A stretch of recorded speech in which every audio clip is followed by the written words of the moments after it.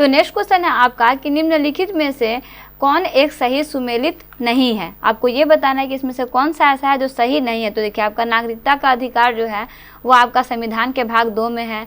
वहीं आपका मौलिक अधिकार जो है वो आपका संविधान भाग 3 में है। मौलिक कर्तव्य जो है वो आपका संविधान भाग 4 में नहीं है। दैट मीन्स का करेक्ट आंसर क्या हो जाएगा, ऑप्शन सी। वहीं राज्य जो है वो आपका संविधान के भाग 4 में दिया हुआ है। मौलिक कर्तव्य जो है वो आपके संविधान के भाग 4A में नहीं दिया हुआ। ये आपका करेक्ट आंसर हो जाएगा। ठीक है, वहीं नेक्स्ट क्वेश्चन है आपके पास कि राष्ट्रपति के निर्वाचन मंडल के सदस्य होते हैं, कौन होते हैं। आपको इसमें एक चीज समझने वाला चीज है जो है आपका कि संविधान के अनुच्छेद 54 के अकॉर्डिंग क्या है कि आपका राष्ट्रपति के निर्वाचन मंडल के सदस्य जो है वो आपके सदस्य के दोनों सदनों के निर्वाचित सदस्य होते हैं और राज्य विधान मंडलों के दोनों सदनों के निर्वाचित सदस्य होते हैं और दिल्ली और पुदुचेरी विधानसभाओं के निर्वाचित सदस्य होते हैं। जो नहीं होता है वो है आपका कि सभी राज्यों में विधान सभाओं के निर्वाचित सदस्य ये इसमें शामिल नहीं होते हैं। दैट मीन्स करेक्ट आंसर क्या हो जाएगा, ऑप्शन ए 1, 3 और 4।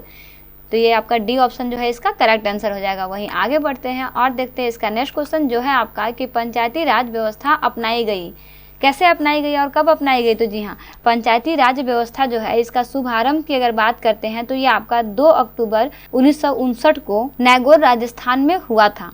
इसका मुख्य उद्देश्य जो था वो आपका था कि जनता के विकास में भागीदारी और लोकतांत्रिक विकेंद्रीकरण को सुनिश्चित करना। ठीक है, दैट मीन्स इसका करेक्ट आंसर क्या हो जाएगा, लोकतांत्रिक की शक्तियों का विकेंद्रीकरण के लिए पंचायती राज व्यवस्था जो है वो अपनाई गई थी। कब अपनाई गई थी, 2 अक्टूबर 1959 को। कहाँ अपनाई गई थी, तो नागौर राजस्थान में। ठीक है, तो इसे आपको याद रखने से करेक्ट आंसर क्या हो जाएगा, ऑप्शन सी ना।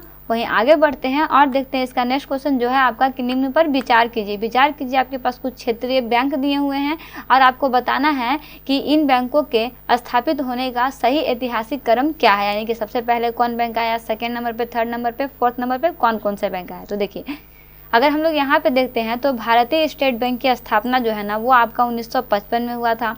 वहीं अग्रणी बैंक योजना का स्थापना जो है वो आपका 1959 को हुआ था और आपका क्षेत्रीय ग्रामीण बैंक का स्थापना जो है वो आपका 1975 को और नाबार्ड बैंक की स्थापना जो है वो आपका 1982 को हुआ था। दैट मीन्स करेक्ट आंसर क्या हो जाएगा, पहले ऑप्शन 4 होगा, उसके बाद में आपका ऑप्शन 3, फिर 1 और फिर 2। दैट मीन्स करेक्ट आंसर क्या हो जाएगा, ऑप्शन ए। चलिए नेक्स्ट क्वेश्चन है वहीं आपके पास कि मुद्रास्फीति के कारण, मुद्रास्फीति के कारण क्या होते हैं। तो चलिए, तो देखिए, अगर हम लोग यहाँ पे समझते हैं मुद्रास्फीति को, तो मुद्रास्फीति जो होता है ना वो मूल्य स्तर में लगातार अस्थायी वृद्धि को मुद्रास्फीति कहा जाता है। यानी कि ऐसी अवस्था में वस्तुओं का मूल्य जो है वो तेजी से बढ़ता है और मुद्रा का मूल्य जो है वो तेजी से गिरता है। इसलिए इसका करेक्ट आंसर क्या हो जाएगा, ऑप्शन डी, ए और बी। वस्तुओं का मूल्य बढ़ता है और मुद्रा का मूल्य गिरता है ना। वही नेक्स्ट क्वेश्चन है आपके पास कि एक बंद अर्थव्यवस्था वह अर्थव्यवस्था है जिसमें क्या होता है। तो जी हाँ, एक बंद अर्थव्यवस्था वह अर्थव्यवस्था होता है जिसमें ना तो निर्यात होता है और ना ही आयात होता है। ठीक है, तो उसे क्या बोलते हैं, उसे बंद अर्थव्यवस्था कहा जाता है। चलिए वहीं आगे बढ़ते हैं और देखते हैं इसका नेक्स्ट क्वेश्चन। तो नेक्स्ट क्वेश्चन है आपके पास कि भारत में निम्नलिखित में से किस पंचवर्षीय योजना में अर्थव्यवस्था के सामाजिक स्वरूप को अपनाया गया, बताइए। तो जी हाँ, अगर हम लोग बात करते हैं इसमें द्वितीय पंचवर्षीय योजना की, तो देखिए द्वितीय पंचवर्षीय योजना का जो आपका शुरुआत जो है वो आपका 1956 से लेकर 1961 में हुआ था और आपका इसी योजना के अंतर्गत अर्थव्यवस्था में समाजवादी स्वरूप को अपनाया गया, जिसका मुख्य उद्देश्य बड़े और भारी उद्योगों पर नियंत्रण रखना था। इसका करेक्ट आंसर क्या हो जाएगा, ऑप्शन ए, दूसरी पंचवर्षीय योजना। ठीक है, वहीं आगे बढ़ते हैं और देखते हैं इसका नेक्स्ट क्वेश्चन जो है आपका कि वर्ष 1987 में संयुक्त राष्ट्र में पर्यावरण से संबंधित एक प्रतिवेदन के प्रस्तुति के उपरांत धारणीय विकास, जिसे सस्टेनेबल डेवलपमेंट बोलते हैं, पर चर्चा आरंभ हुआ।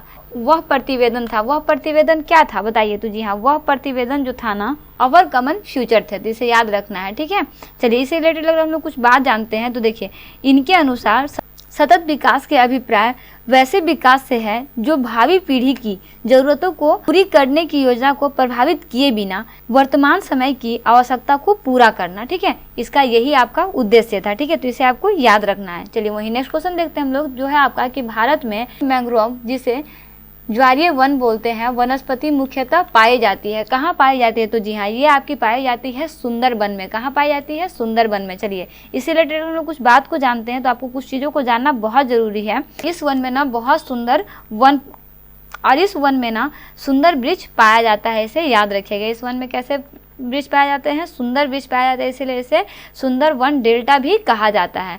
वही नेक्स्ट क्वेश्चन है आपके पास कि सुंदर वन डेल्टा का निर्माण करने वाली नदियां हैं, मतलब सुंदर वन डेल्टा का निर्माण करने वाली कौन सी नदियां हैं? तो जी हाँ, सुंदर वन डेल्टा के निर्माण करने वाली जो नदियां हैं वो आपका गंगा है, ब्रह्मपुत्र है और मेघान है। तो इसका करेक्ट आंसर क्या हो जाएगा आपका? ब्रह्मपुत्र और गंगा, क्योंकि ऑप्शन में आपका यही दिया हुआ है, इसमें आपका मेघान नहीं दिया हुआ है। ठीक है, चलिए वहीं आगे बढ़ते हैं और देखते हैं इसका नेक्स्ट क्वेश्चन। वही नेक्स्ट क्वेश्चन है के पास कि निम्नलिखित कथनों में से कौन से भारत के बारे में सही है? और सही उत्तर के लिए आपका अधोलिखित कूट का प्रयोग जो है वो करना है। देखिए आपके पास ऑप्शन में दिया हुआ है कि भारत विश्व का 7वां बड़ा देश है, या फिर समूचा भारत उष्णकटिबंधीय में स्थित है, या फिर यह स्थल मंडल के कुल क्षेत्रफल का लगभग 2.4% भाग अधिकृत किए हुए हैं, या फिर 82 डिग्री 30 मिनट पूर्वी देशांतर का प्रयोग भारतीय मानक समय को निर्धारित करने के लिए किया जाता है। क्या इसका सही है? तो जी हाँ, इसमें सही आंसर क्या हो जाएगा कि भारत विश्व का 7वां बड़ा देश है,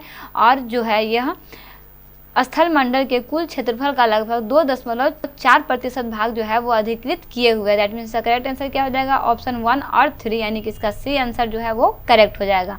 वही नेक्स्ट क्वेश्चन है आपके पास कि निम्नलिखित उच्चावच आकृतियों पर ध्यान दीजिए। यहाँ पे कुछ दिया हुआ है, उस पर आपको ध्यान देना, उसके अकॉर्डिंग कुछ आंसर को राइट करना है। तो देखिए आपके पास उपरोक्त उच्चावच आकृति को पश्चिम से पूर्व की ओर बढ़ते हुए क्रम में बताना है। ठीक है, कि सबसे पहले कौन होगा? इसको बढ़ते हुए क्रम में और कैसे पश्चिम से पूर्व की ओर बताना है ना।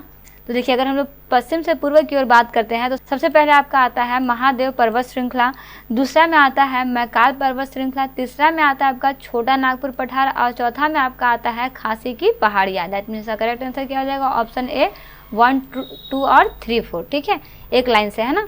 वही नेक्स्ट क्वेश्चन है आपके पास, मैक्रोनी गेहूं का वनस्पतिक नाम है।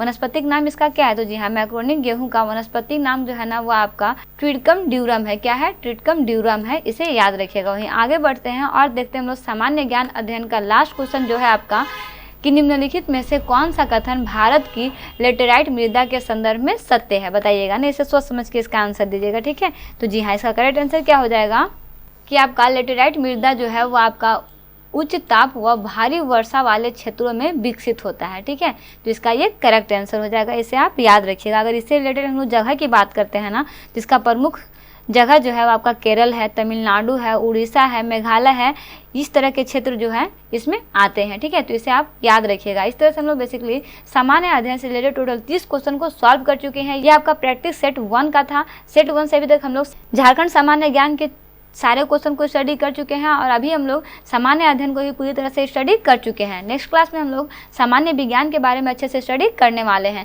सारे क्वेश्चन को अच्छे से सॉल्व करते रहिए। सेट पेपर में जितने भी क्वेश्चन बन सकते हैं सारे सेट को आपको सॉल्व कराया जाएगा। ये सारा सेट आपका एग्जाम पॉइंट ऑफ व्यू से बहुत ही इंपॉर्टेंट है। सारे सेट को अच्छे से स्टडी करते रहिए, जितना हो सके उतना अपने फ्रेंड सर्कल में से शेयर जरूर कीजिएगा। तो मिलते हैं नेक्स्ट वीडियो में एक इंपॉर्टेंट पार्ट, एक इंपॉर्टेंट टॉपिक के साथ। Thanks for watching, like and subscribe right IQ।